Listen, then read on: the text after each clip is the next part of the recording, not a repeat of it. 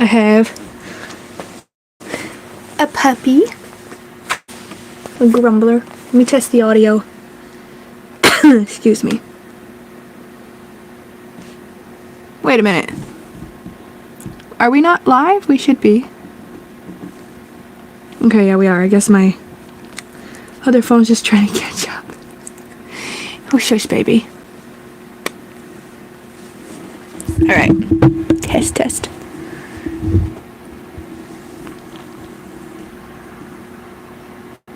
Finally.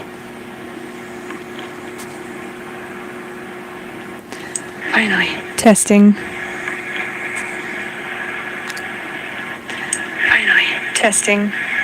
Okay.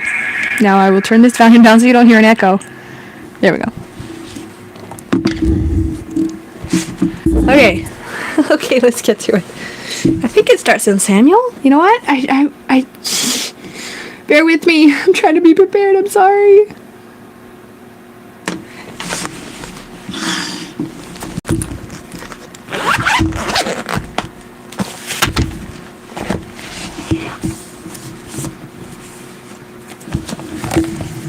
Oh, wow. My bookmark is in Samuel. Peril in moving the ark. Abigail. Oh, does it start? Where does it start?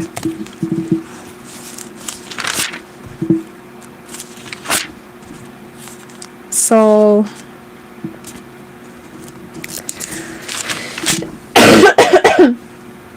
Debating on whether I should start with King Saul or not. Because he's...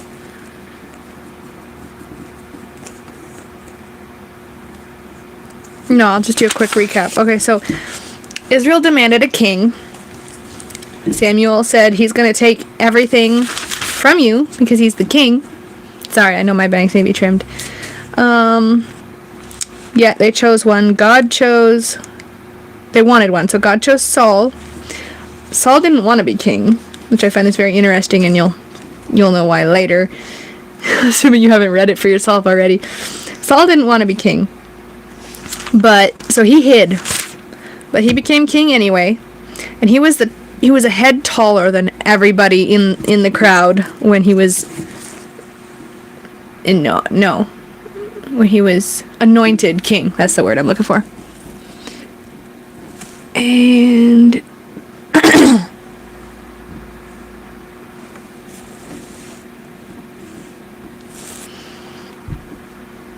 hey, puppy. So, he disobeys God several times. He's not confident in himself because he never wanted to be king anyway.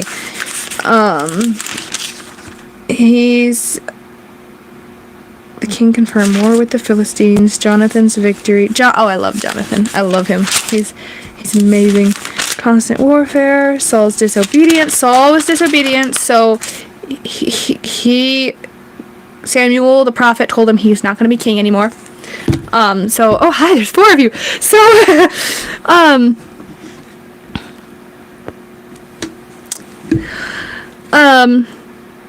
stop saying Joy. So Saul's not going to be king anymore. So Samuel goes and anoints another man who God chooses, and this is David. Saul is still king, but he no longer has the Lord's anointing on him, or he now has a demon oppressing him because he disobeyed God so many times. Hi. Saul's disobedience. Samuel goes to Bethlehem. Okay. 1 Samuel chapter 16. The Lord said to Samuel, "How long will you grieve for Saul when I have rejected him as king over Israel?" Oh yeah, Samuel... 2 verses up, it says, Then Samuel went to Ramah, but Saul went up to his house in Gibeah of Saul. Samuel did not see Saul again until the day of his death. For Samuel grieved over Saul, and the Lord regretted that he had made Saul king over Israel. Now, I find that interesting because we know God does not make mistakes. But apparently the Bible says he regrets things. Psalm 14, verse 15. Psalm 14, verse 15. Sure, why not? And then I'll come back to David. Matthew, Mark, Luke, John. Where is Psalm? Is it before or after? There it is. Found it. Psalms. I was never at Bible quizzing, so bear with me. 15. I'm not sure what you mean by 1 and 2.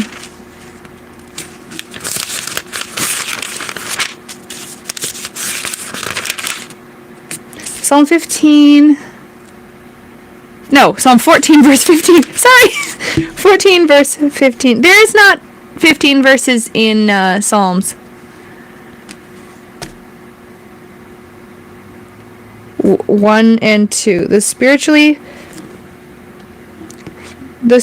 ignorant fool has said in his heart, there is no God. They are corrupt. They have committed repulsive and unspeakable deeds. There is no one who does good. See Romans 3:10. The Lord has looked down from heaven upon the children of men to see if there are any who understand, who truly seek after God, longing for his wisdom and guidance. And then it continues, they have all turned aside together, they have become corrupt. There is no one that does good, not even one. Romans 3:11 and 12, it says to go look at that. Oh, the salvation of Israel would come out of Zion. When the Lord restores his captive people, then Jacob will rejoice, Israel will be glad.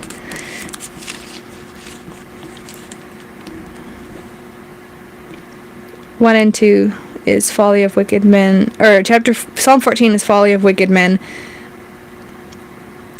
Looks like it's talking about Israel. Man, I would go to Romans to look it up, but I said I would read David. You're getting me down a rabbit hole. Thank you. Okay. Sorry, after all of that, 1 Samuel chapter 16. The Lord said to Samuel, how long will you grieve for Saul when I have rejected him as king over Israel? Fill your horn with oil and go. I will send you to Jesse, the Bethlehemite, for I have chosen a king for myself among his sons. But Samuel said, how can I go?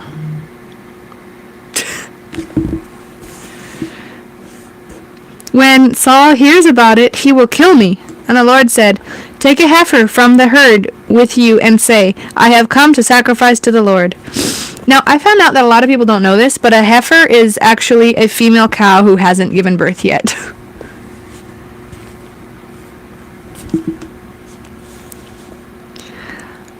You shall invite Jesse to the sacrifice, and I will show you what you shall do after that, and you shall anoint for me the one whom I designate. So, Samuel did what the Lord said, and came to Bethlehem. And the elders of the city came trembling to meet him, and said, do you come in peace? And he said, in peace, I have come to sacrifice to the Lord. Consecrate yourselves and come with me to the sacrifice.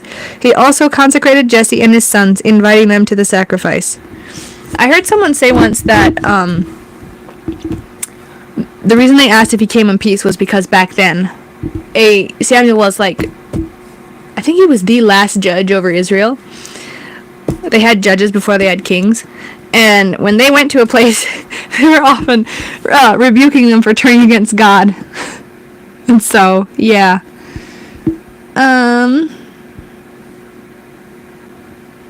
Hold on. I need to connect on this other device to figure things out. I'm so sorry. Bear with me.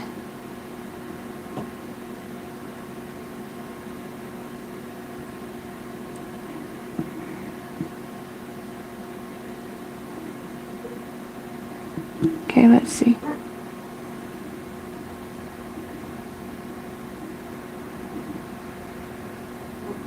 One of these days I'll try to play music while I do this.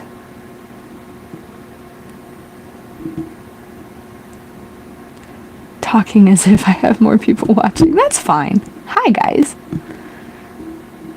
Okay. Bear with me. I'm so sorry. There we go. Perfect.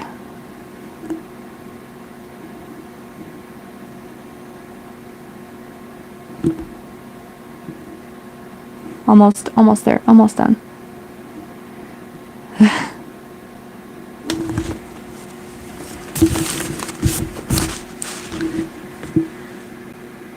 Where was I? And he said,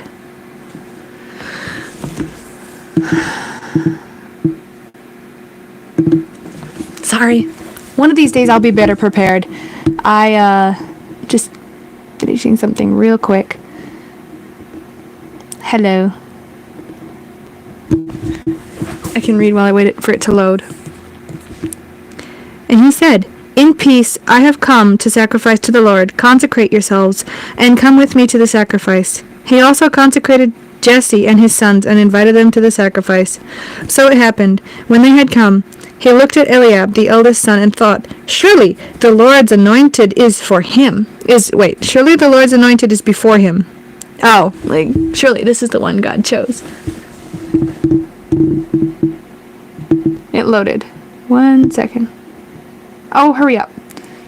Perfect. Alrighty.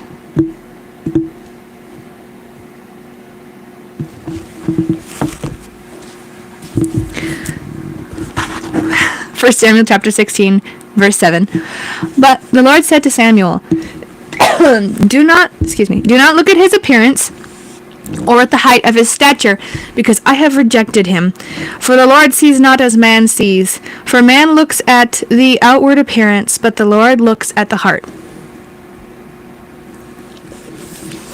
Then Jesse called Abinadab and had him pass before Samuel. But Samuel said, "The Lord has not chosen this one either." Next, Jesse had Shammah pass by, and Samuel said, "The Lord has not chosen him either." Jesse had 7 of his sons pass before Samuel, but Samuel said to Jesse, "The Lord has not chosen any of these." Then Samuel said to Jesse, "Are all your sons here?" Jesse replied, "There is still one left, the youngest. He is tending the sheep." Samuel said to Jesse, "Send word and bring him, because we will not sit down to eat the sacrificial meal until he comes here." David anointed. So Jesse sent word and brought him in. Now he had a ruddy complexion, with beautiful eyes and a handsome appearance. The Lord said to Samuel, "Arise, anoint him, for this is he." Then Samuel took the horn of oil and anointed David in the presence of his brothers. And the Spirit of the Lord came mightily upon David from that day forward. And Samuel arose and went to Ramah. Now the Spirit of the Lord departed from Saul, and an evil spirit from the Lord tormented and terrified him. Oh, okay, the Spirit of the Lord departed from Saul. I wonder if it did that to go to David. Tormented and terrified him. And so because the Spirit was not filling that space anymore, there was room for an evil spirit to come in, because Saul had disobeyed God, and it opened a door. Saul's servant said to him, verse 15, chapter 16, 1 Samuel, "Behold, an evil spirit from God is tormenting you. Let our Lord now command your servants who are here before you to find a man who plays skillfully on the harp, and when the evil spirit from God is on you, he shall play the harp with his hand, and you will be well." So Saul told his servants, "Find me a man who plays well, and bring him to me." One of the young men said, "Behold, I have seen a son of Jesse, the Bethlehemite, who is a skillful musician, a brave and competent man, a warrior, discerning, prudent, eloquent in speech, and a handsome man, and the Lord is with him." So Saul sent messengers to Jesse and said, "Send me David your son, who is with the flock." Jesse took a donkey loaded with bread and a jug of wine and a young goat, and sent them to Saul with David his son. Then David came to Saul and attended him. Saul loved him greatly, and later David became his armor bearer. David came to Saul and attended him. Saul loved him greatly, and later David became his armor bearer. I didn't know that, and I've read this story 2 or 3 times. Saul sent word to Jesse, saying, "Please let David be my attendant, for he has found favor in my sight." Footnotes. Oh, please let David stand before me. So it came about that whenever the evil spirit from God was on Saul, David took a harp and played it with his hand. So Saul would be refreshed and be well, and the evil spirit would leave him. I find that amazing. I think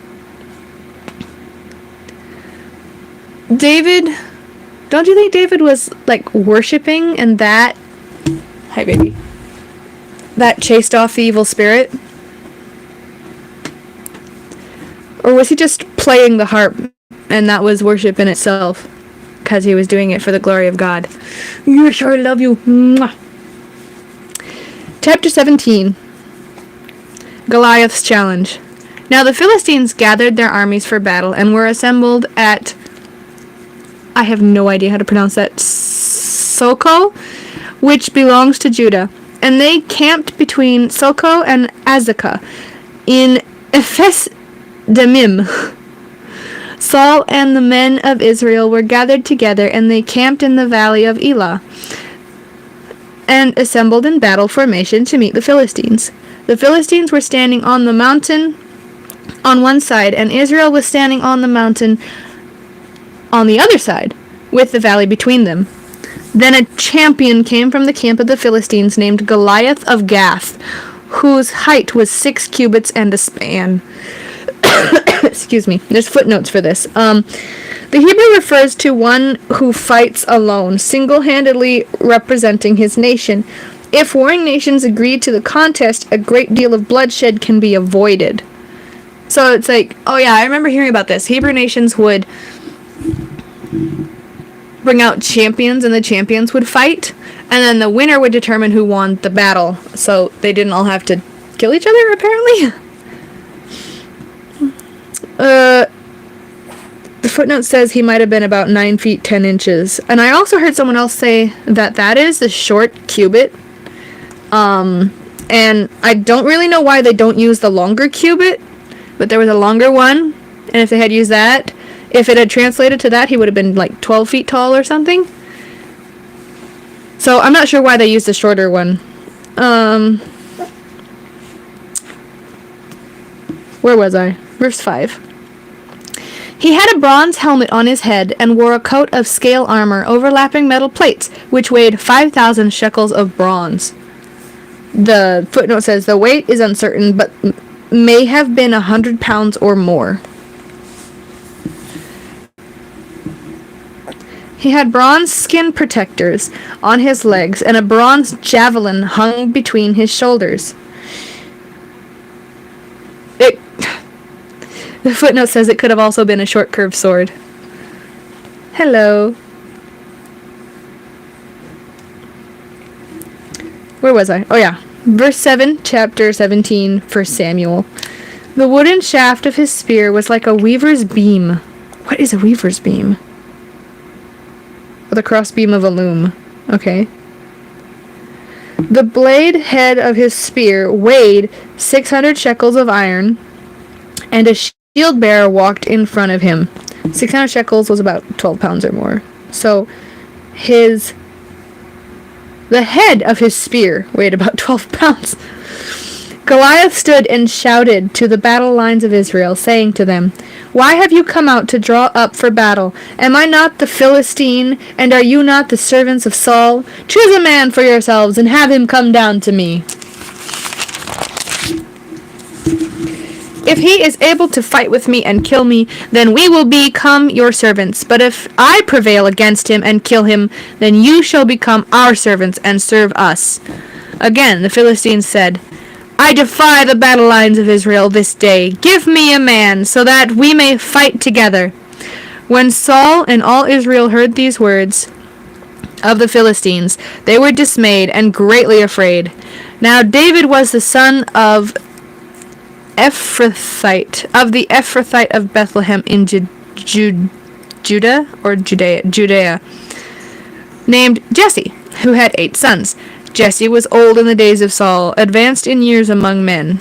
Okay, what is an Ephrathite? Oh, it was an older name for a resident of Bethlehem. So basically an elder of Bethlehem. His 3 older sons had followed Saul into battle. The names of his 3 sons who went to battle were Eliab, the firstborn, next Abinadab, and third Shema, I think. David was the youngest.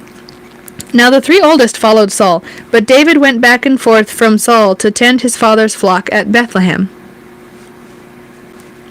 The Philistine Goliath came out morning and evening and took his stand for 40 days. Then Jesse said to David his son, "Take for your brothers an ephah of this roasted grain and these 10 loaves of bread, and run quickly to the camp to your brothers. Also take these 10 cuts of cheese to the commander of the unit." The unit would be like 1,000, I guess, according to the footnotes.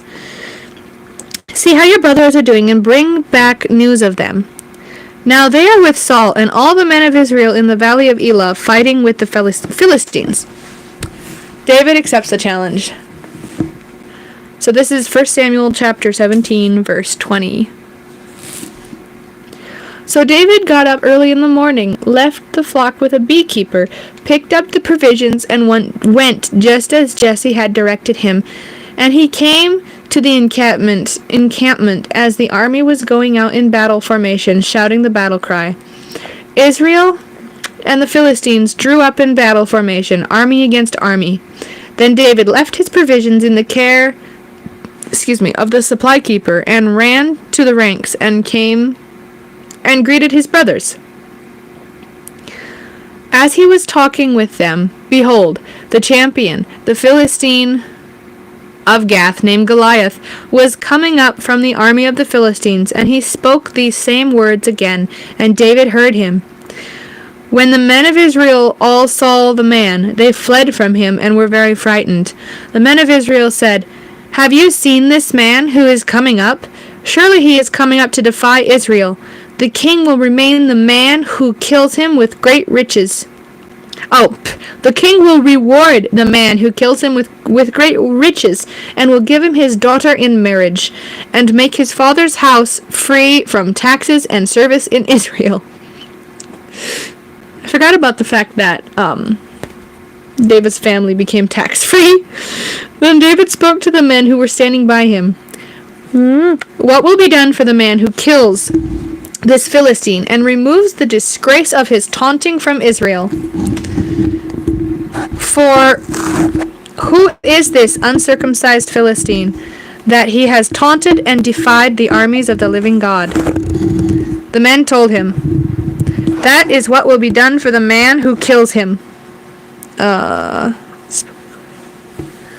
Now Eliab, his oldest brother, heard what he said to the men, and Eliab's anger burned against David, and he said, "Why have you come down here? With whom did you leave those few sheep in the wilderness?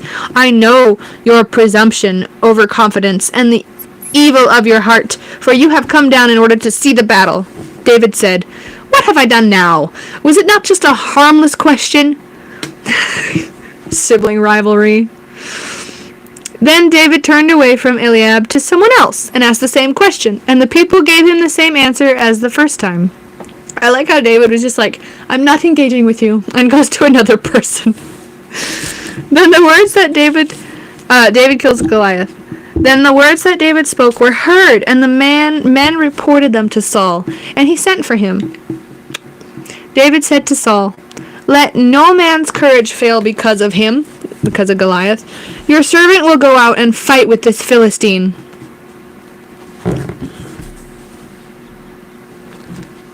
Then Saul said to David, "You are not to go against this Philistine to fight him." David said, to fight him, "For you are only a young man, and he has been a warrior since his youth." But David said to Saul, Your servant was tending his father's sheep when a lion or a bear came and took a lamb out of the flock. I went out after it and attacked it and rescued the lamb from its mouth. And when it rose up against me, I seized it by its whiskers and struck and killed it. Your servant has killed both the lion and the bear, and this uncircumcised Philistine will be like one of them, since he has taunted and defied the armies of the living God."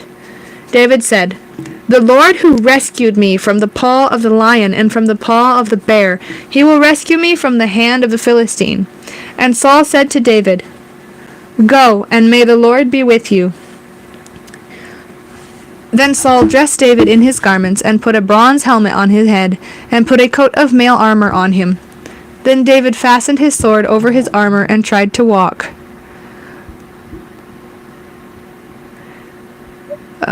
Where was I? Oh yeah. And tried to walk. But he could not, because he was not used to them. And David said to Saul, "I cannot go with these, because I am not used to them." So David took them off.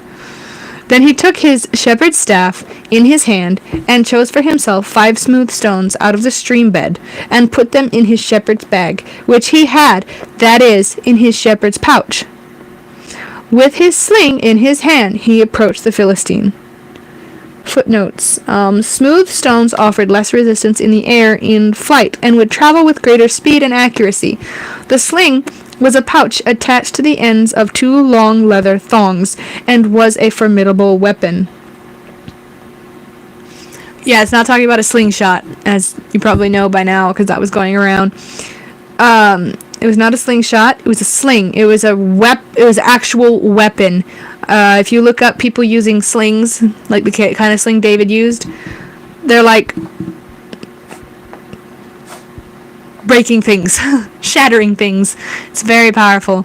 Also, a lot of people think that David was just an untrained person. No, he killed... Sorry, baby. Oh, sorry, baby. She's whining.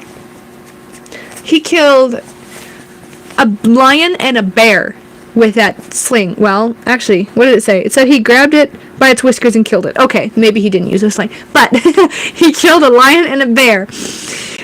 And, so he was trained. He was a mighty warrior. He was... Was he smaller? Does it say he was smaller? Well, he was the youngest child, and he was a shepherd. And shepherds were considered a lowly station, so he was an underdog in the sense that people didn't think he could do this. But he had faith in God. Hello. I also heard from several people have told me, but I've never actually looked up a definite source, but some people have told me that David picked up 5 smooth stones because Goliath had 4 brothers. And he wasn't like, if I miss, I'm going to hit you again. He was like, when I kill you, if your brothers come after me, they're going to die too. Which I always thought was really, really cool. Where was I? Then he took his, verse 41, 1 Samuel chapter 17. The Philistine came and approached David with his shield bearer in front of him. When the Philistine looked around and saw David, he derided and disparaged him, because he was just a young man with a ruddy complexion. I wonder what that means. And a handsome appearance. Does it mean tan? The Philistine said to David, "Am I a dog that you come to me with shepherd's staffs?" And the Philistines cursed David by his gods. The Philistine also said to David, "Come to me, and I will give your flesh to the birds of the sky and the beasts of the field."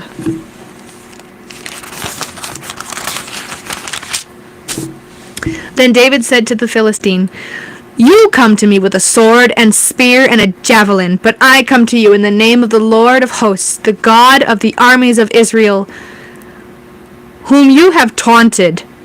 This day the Lord will hand you over to me, and I will strike you down and cut off your head. And I will give the corpses of the army of the Philistines this day to the birds of the sky and the wild beasts of the earth, so that all the earth may know that there is a God in Israel. And that this entire assembly may know that the Lord does not save with the sword or with the spear, for the battle is the Lord's, and he will hand you over to us." When the Philistine rose and came forward to meet David, David ran quickly toward the battle line to meet the Philistines. Like, no hesitation. He's booking it. To meet the Philistine. David put his hand into his bag and took out a stone and slung it. It struck the Philistine in his forehead. The stone penetrated his forehead, and he fell face down on the ground. Excuse me.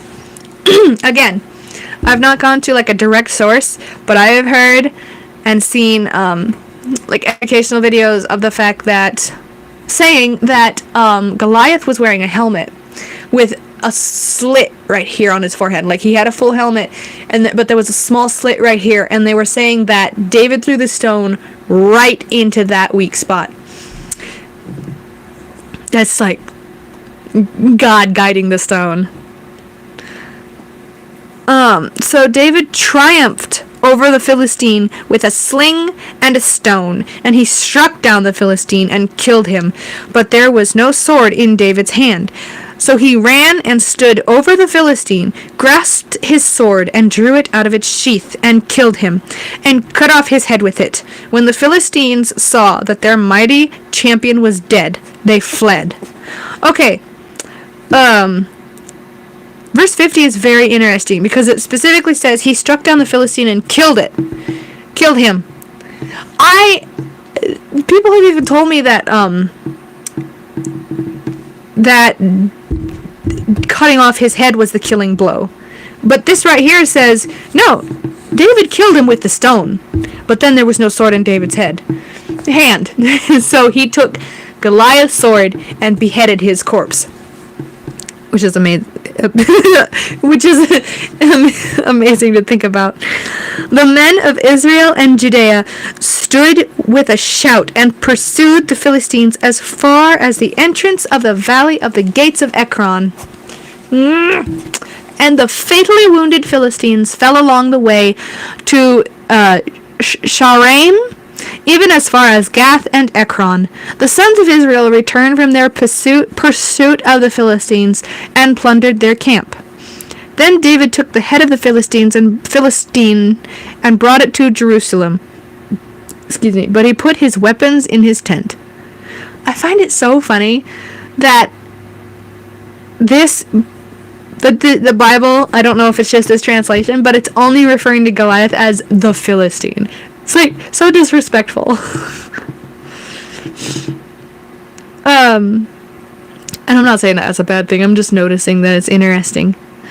Then David took the head of the Philistine and brought it to Jerusalem, but he put his weapons in his tent. Okay, verse 55, chapter 16, 1 Samuel. When Saul saw David going out against the Philistine, he said to Abner, the captain of the army, "Abner, whose son is this young man?" And Abner answered, "By your life, O king, I do not know." The king said, "Ask whose son the young man is." Then David returned from killing Goliath. Now it says his name, Goliath the Philistine.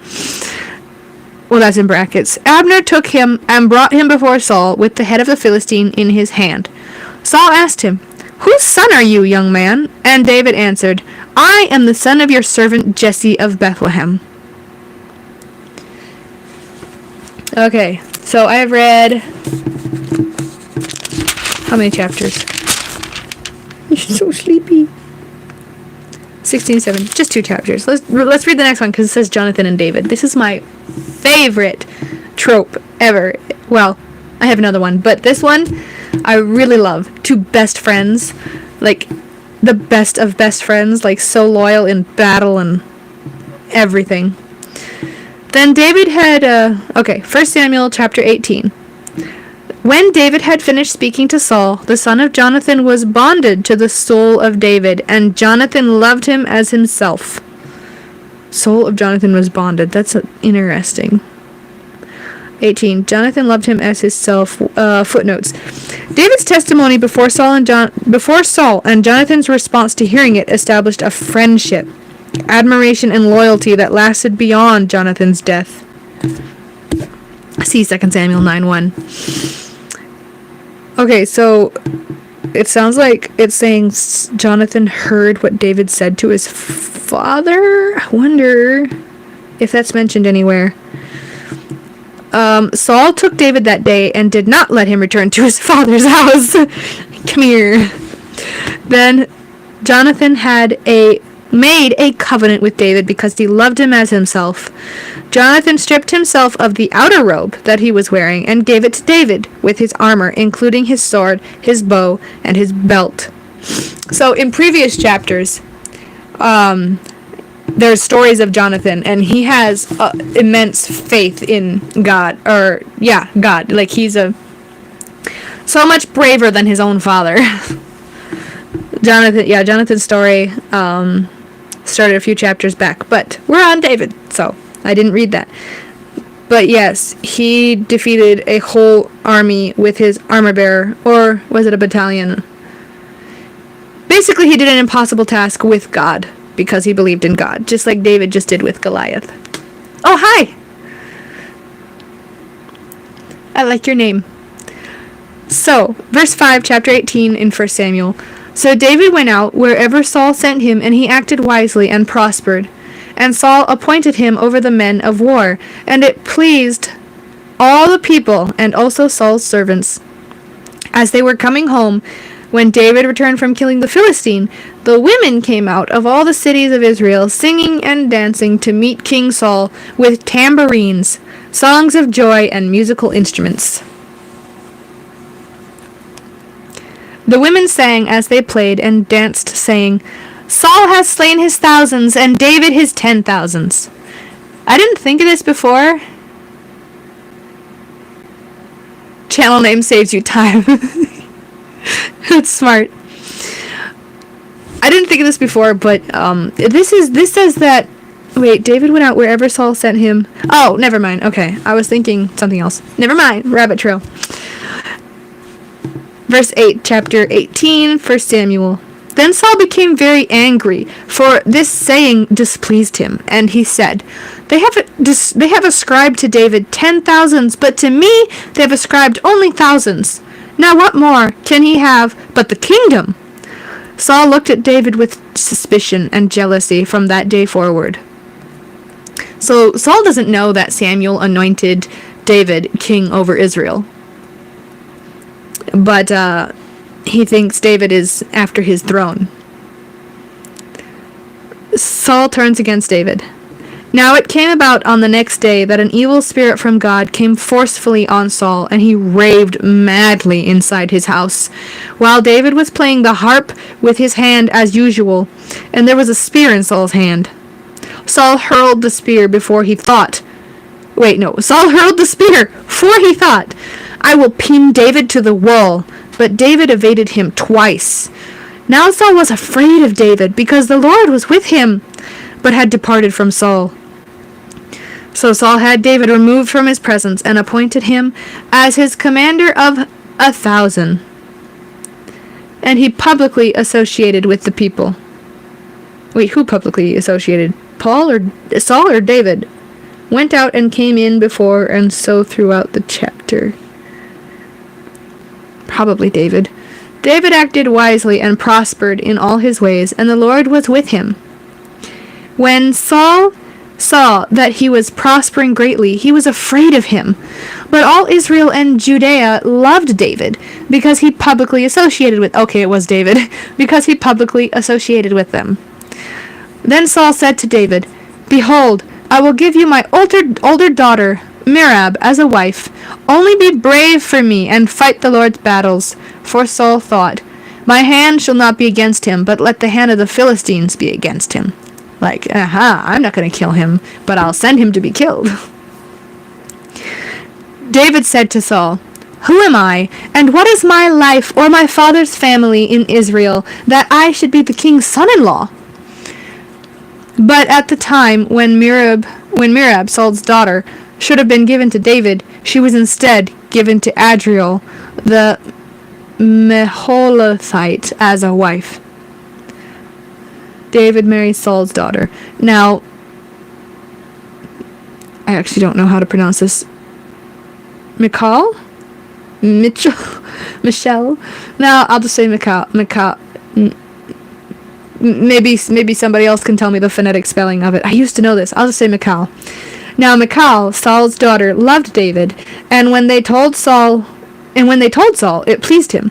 Saul said, I will give her to him, so that she may become a snare, bad influence, and source of trouble to him, and that the hand of the Philistines may be against him. So Saul said to David for a second time, You shall be my son-in-law today. See, the first time David was like, I'm not worthy of this. Then Saul commanded his servants, Speak to David secretly, saying, Listen, the king delights in you, and all his servants love you. Now then, become the king's son-in-law. So Saul's servants spoke these words to David. But David said, Is it a trivial thing in your sight to become a king's son-in-law, seeing that I am a poor man and insignificant? The servants of Saul told him what David said. Then Saul said, This is what you shall say to David. The king wants no dowry except 100... Okay, this is where it gets awkward. 100 foreskins of the Philistines to take vengeance on the king's enemies. Now, Saul's intention was to cause David's death at the hand of the Philistines. When his servants told David these words, it pleased him to become the king's son-in-law. He's like, now I have a task to be worthy. Before the time for marriage arrived, David arose. Oh, shush, just lay on my lap, little puppy. David arose and went to his men and killed 200 Philistine men. Wait, David arose and went, he and his men, and killed 200 Philistine men. 200! And David brought their foreskins as proof of death, and presented every one of them to the king, so that he might become the king's son-in-law.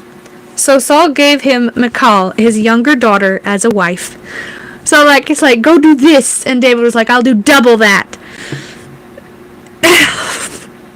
Did he just circumcise Philistine corpses, or is it different than that? I don't actually know, and I'm afraid to Google. Excuse me. Then the Philistine princes... Wait.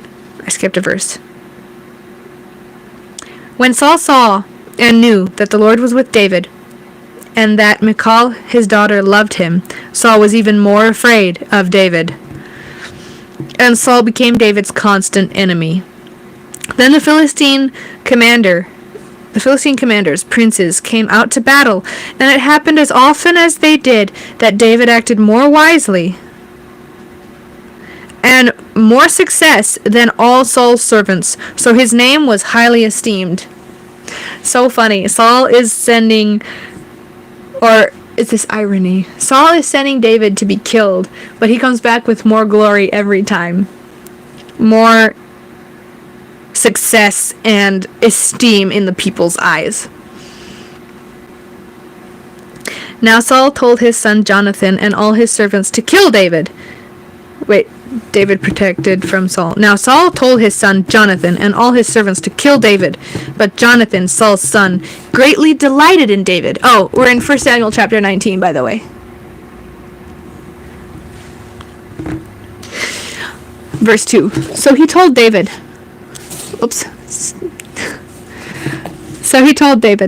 Saul, my father is seeking to kill you. Now then, please be on guard in the morning and stay in a secret place and hide yourself. As for me, I will go out and stand beside my father in the field where you are, and I will speak with my father about you. And if I learn anything, then I will tell you. 1 second. I'm going to make sure I didn't get a message from my friend, because I need to pick her up from work in a bit. Alright. Nope, nothing. Thank you for bearing with me. Onward! As for me, I will go out and... Wait a minute. Let me start over. Verse 2. So then he told David, Saul my father is seeking to kill you. Now then, please be on guard in the morning and stay in a secret place and hide yourself. As for me, I will go out and stand before my father in the field where you are, and I will speak with my father about you. And if I learn anything, then I will tell you. Then Jonathan spoke well of David to Saul his father, and said to him, May the king not sin against his servant David, since he has not sinned against you, and since his deeds have been very beneficial to you. For he took his life in his hands and killed the Philistine. And the Lord brought about a great victory for all Israel. You saw it and rejoiced. Why then would you sin against innocent blood by killing David without a cause? Saul listened to Jonathan and swore an oath. As the Lord lives, you shall not be put to death.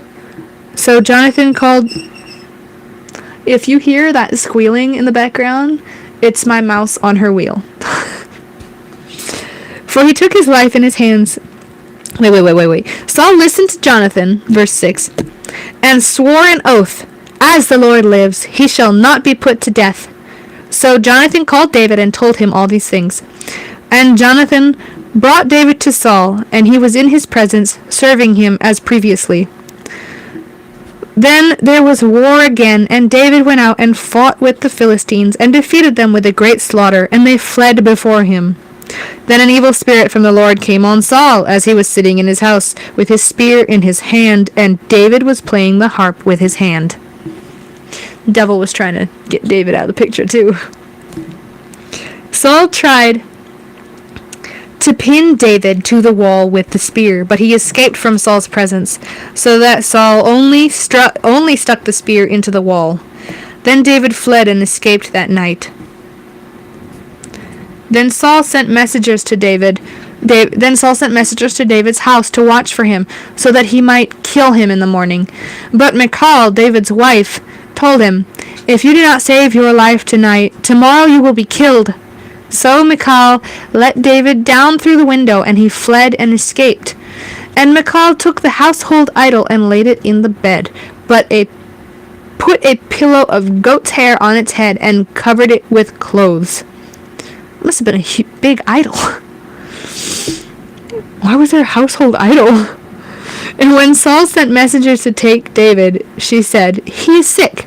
Then Saul sent the messengers again to see David, saying, "Bring him up to me in his bed if necessary, so that I may kill him." When the messengers came in, there was the household idol on the bed with a quilt of goat's hair at its head. Okay, there's a footnote.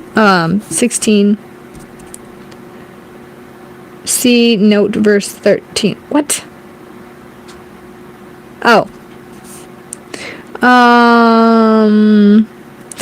Exactly what this was is not known, talking about the idol, but the Hebrew word teraphim is the usual one to refer to household idols. It could have been an image bequeathed by Saul to Michal, perhaps indicative of Saul's lapse from God, or just a spoil of war with no meaning for the Israelites. In any case, it appears to have been an image or idol about the size of a man, since Michal was able to use it as a ruse to trick Saul's messengers. Okay. So it was something. Where was I? Aha. Verse 17, chapter 19, 1 Samuel. Saul said to Michal, "Why have you deceived me like this and let my enemy go, so that he has escaped?"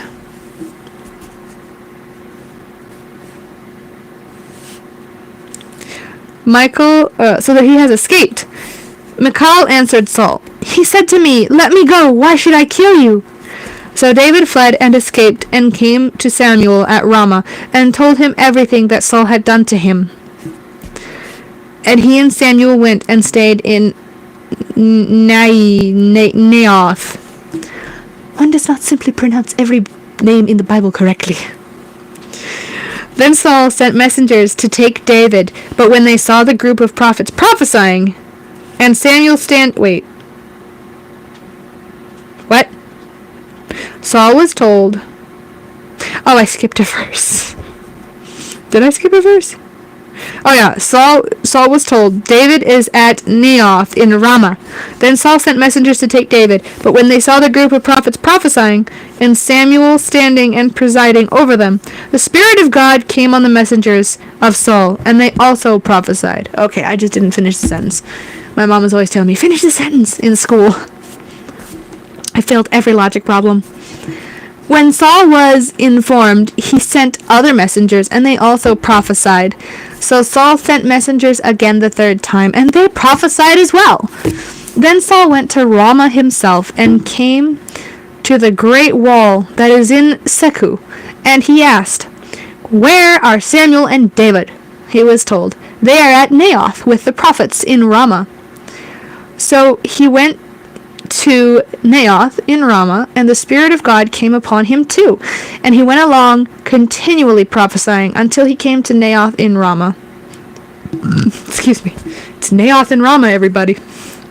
He also took off his royal robes and armor, and prophesied before Samuel, and lay down naked all that day and night. So they say, is Saul also among the prophets? What? Well, crazy things. David and Jonathan's covenant. Okay, this will probably be the last chapter, everybody. Thanks for tuning in. It is 42 verses long. I repeat, I love David and Jonathan's relationship. Oh my goodness. So tragic. David fled from Naioth in Ramah, and he came and said to Jonathan, "What have I done? What is my guilt? What is my sin before your father, that he is seeking my life?" There's a footnote. What is it? Oh, it's just a replacement word. It says, what is my guilt? The footnote says, or what is my iniquity? Jonathan said to him, Far from it, you shall not die. My father does nothing important or insignificant without telling me. So why would he hide this thing from me? It is not so. But David vowed again, saying,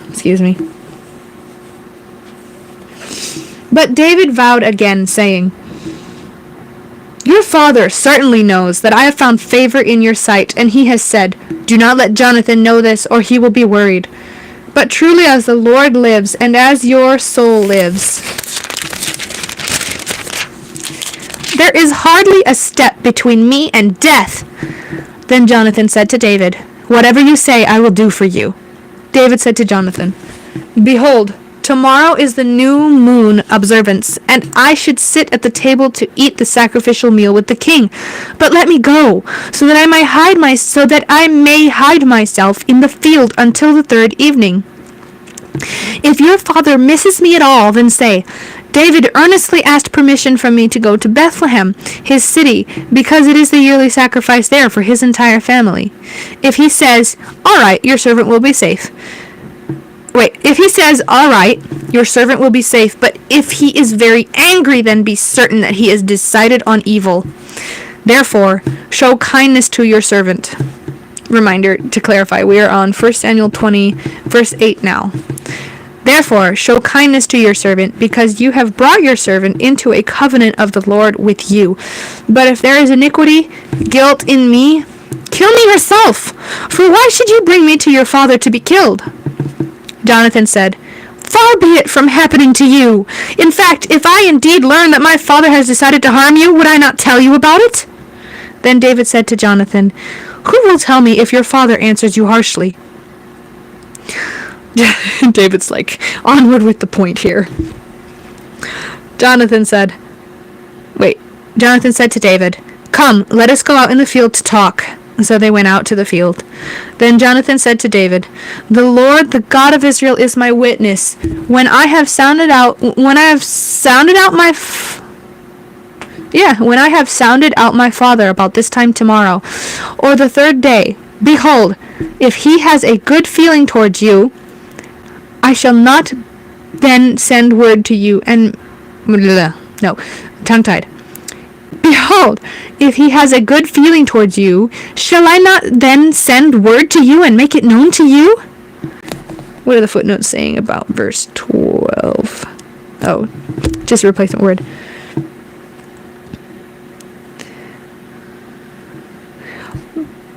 The footnotes. So it says, if he has a good feeling towards you, and the footnote just says, if he has a good feeling towards David.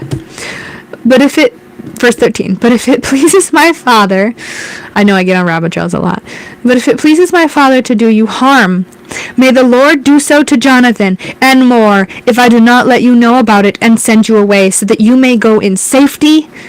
And may the Lord be with you, as he has been with my father. Oh.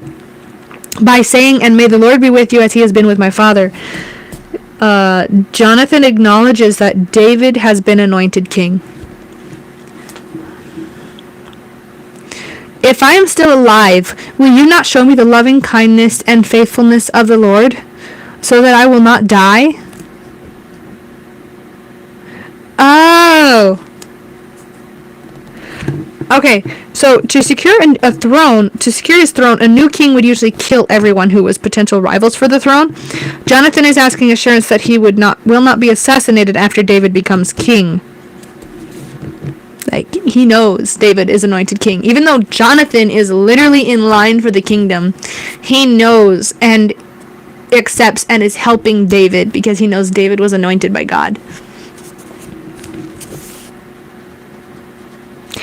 You shall never cut off your loving kindness and faithfulness to my house. His house, his descendants, his children, his family. Not even when the Lord cuts off every one of the enemies of David from the face of the earth. So Jonathan made a covenant with the house of David. He added, may the Lord require it at the hands of David's enemies, that is, hold them accountable for any harm they inflict on David. There's footnotes for verse 16. This covenant was binding not only on David and Jonathan, but also on their descendants. You're bound by an oath your grandfather made. This may have been the additional vow mentioned in verse 17. Okay, never mind. Jonathan was aligning himself with David against all of David's enemies, including Saul. So, Jonathan chose a side. Oh, this is why I love their relationship. So, Jonathan made David vow again because of his love for him, for Jonathan loved him as himself. Then Jonathan said to David, tomorrow is the new moon festival, and you will be missed because your seat will be empty. When you have stayed for 3 days, you shall go down quickly and come to the place where you hid yourself on that eventful day when my father tried to kill you. And shall stay by the stone Ezel. Verse 20, chapter 20, 1 Samuel. I will shoot 3 arrows to the side of it, as though I shot at a target, and I will send a boy, saying, go find the arrows. If I specifically say to the boy, look, the arrows are on this side of you, get them. Then come back to my father's table, for it is safe for you, and there is no danger as the Lord lives. But if I say to the boy, look, the arrows are beyond you, then go, for the Lord has sent you away. As for the agreement of which you and I have spoken, behold, the Lord is between you and me forever. Make sure that we each keep our word. Between you and me forever, making sure that we each keep our word.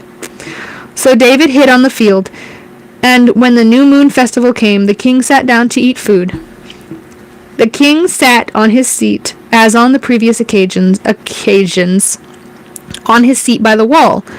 Then Jonathan stood up, and Abner his commander sat down by Saul's side. But David's place was empty. Yet Saul did not say anything that day, for he thought, it is an incident of some kind, and he is not ceremonially clean. Surely he is unclean.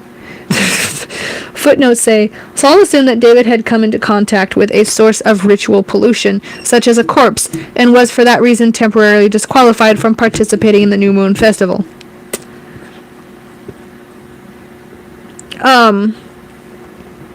Back in Moses' time, when the law was made, God told them, you have to ceremonially cleanse yourself if you touch a dead thing.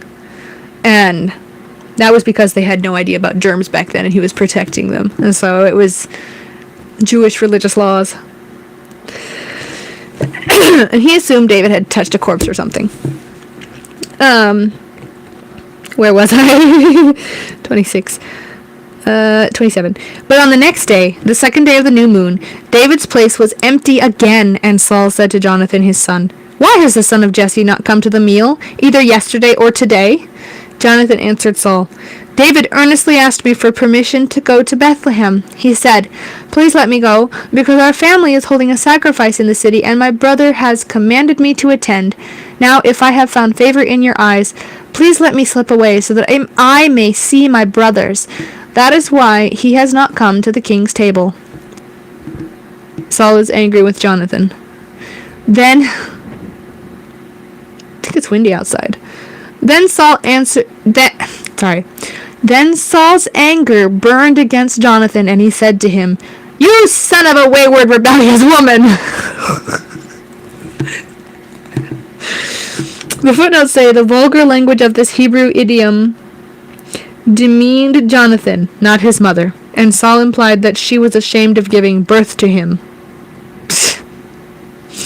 That's so funny. Your mother is ashamed of you. Do I not know that you have chosen the son of Jesse over me? To your own shame, and to the shame of your mother's nakedness. For as long as the son of Jesse lives on earth, neither you as heir to the throne, nor your kingdom will be established. And Jonathan already knew that, and he didn't care. So now, send someone and bring him to me, for he must die.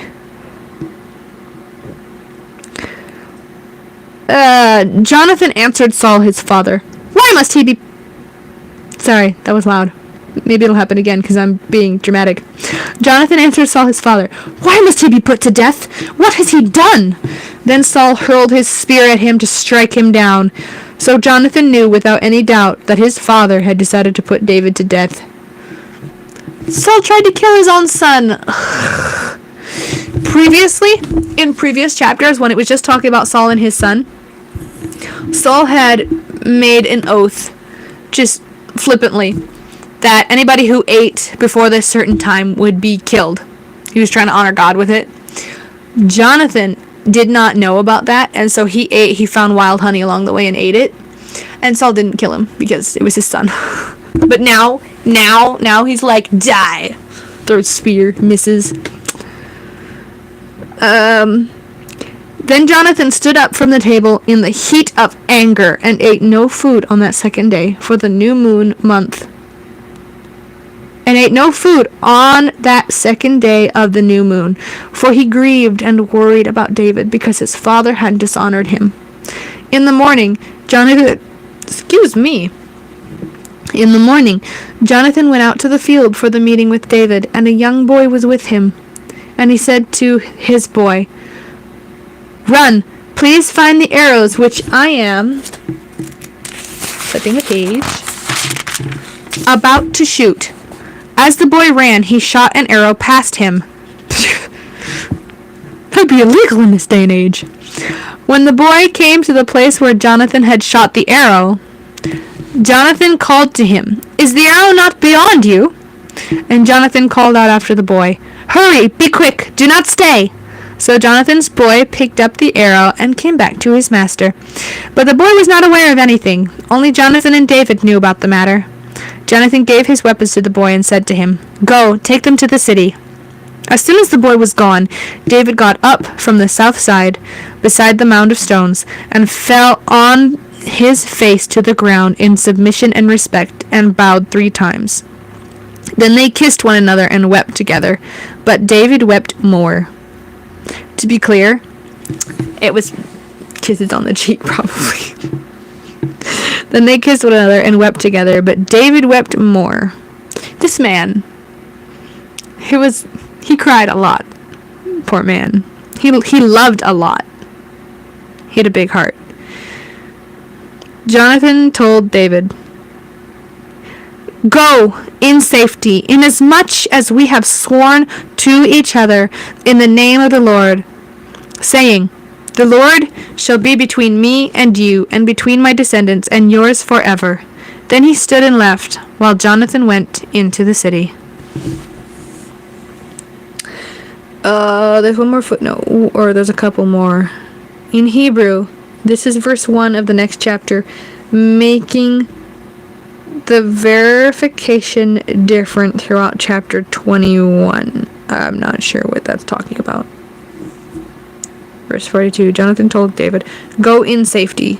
Okay. Well, that was 4 chapters. Yeah, 16, 17, 18, 19, 20. 5 chapters. It's been an hour, so I guess I'm gonna go. But this has been fun. Thank you so much for tuning in. Next week, if I can do it next Saturday, I might not be able to. But when I can do it, we'll start at verse 21. David takes consecrated bread. Thank you so much. It's been fun. Blessings. How do I end this? Okay. Blessings while I figure out how to end. Oh, there it is. Love you all.